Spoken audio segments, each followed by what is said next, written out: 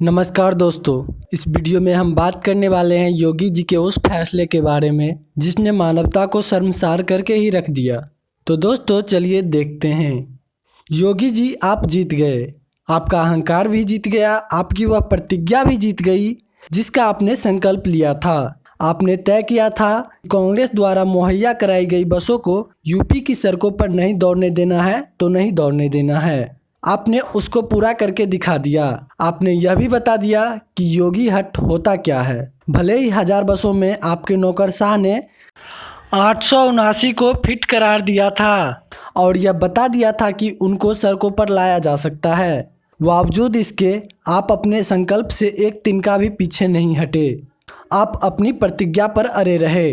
आपने देश को यह भी बता दिया कि कैसे सत्य को झूठ में बदला जा सकता है, जिसमें 879 बसों का चुस्त दुरुस्त होना बेईमानी साबित हो जाएगा और 50 टेम्पो और एम्बुलेंस संख्या सबसे बड़ा सच, और यह 100 और 125 की संख्या 879 पर भारी पड़ जाएगी। क्योंकि आप नैरेटिव बदलना जानते हैं, क्योंकि आपके पास एक ऐसा आईटी सेल है जो झूठ को सच और सच को झूठ में बदलना जानता है। अंजना ओम कश्यप सरीखे लोग अभी भी आपकी जगह कांग्रेस से ही सवाल करते दिखेंगे कि आखिर उसने कैसे ऑटो और एम्बुलेंस के नंबर दे दिए। वो कभी भी आपसे यह पूछने की जहमत नहीं उठाएंगे कि आखिर सही सलामत और चुस्त दुरुस्त 879 बसों से भूखी प्यासी तड़पती बिलखती और विपत्ति की मारी जनता को ढुलवाने का काम क्यों नहीं हुआ। बाकी बसें तो उस प्रक्रिया में आ जाती, लेकिन आप तो ठहरे योगी। बाल हट से भी बड़ा आपका हट है।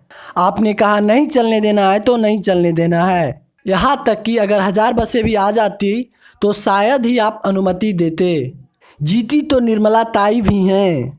ऐसा निर्लज्ज प्रदर्शन जिसमें सबसे पीड़ित जनता के लिए कुछ नहीं था, लेकिन उसके नाम पर अमीर और कॉरपोरेट घराने के कुबेर के खजाने का दरवाज़ा खोल दिया गया। पैदल चलने वाले मजदूरों से राहुल गांधी के मिलने को, जिसने मजदूरों के समय की बर्बादी करार दिया था, उसे भी राजस्थान यूपी सीमा पर आगरा के पास खड़ी ये बसें नहीं दिखी।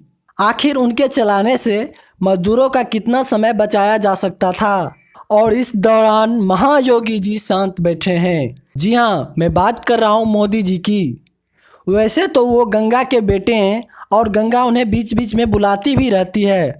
बावजूद इसके उन्हें यूपी की सड़कों पर जाते इन हजारों लोगों के पैरों के ना तो फफोले दिखे, ना ही डिहाइड्रेशन से मरते बच्चे। 2 महीने के लॉकडाउन में उन्हें ना तो भोजन नसीब हुआ और ना ही मालिक से उनकी तनख्वाह। वेतन ना देने और कटौती करने की शुरुआत भी सबसे पहले सरकार और मोदी जी के चहेते उद्योगपति मुकेश अंबानी ने की। सरकार ने डीए काटा और मुकेश अंबानी ने 50% अपने कर्मचारियों का वेतन, और रही सही कसर सरकार ने अपने उस नोटिफिकेशन को रद्द करके पूरी कर दी जिसमें उन्होंने कंपनियों और संस्थानों को लॉकडाउन के दौरान काम न करने वाले को भी वेतन देने का निर्देश दिया था। और हाँ, एक बात कहे बगैर तो यह बात समाप्त ही नहीं होगी। यह बात सही है कि तत्कालीन तौर पर योगी जी आप जीत गए, आपकी राजनीति भी जीत गई, लेकिन जनता की यह हार आपके पूरे निजाम पर भारी पड़ने वाली है। इतिहास का यह सबक जनता हमेशा याद रखेगी। जो काम अंग्रेज नहीं कर सके और जो काम विभाजन की विभीषिका से भी नहीं हुआ, उसको आपने पूरा कर दिखाया।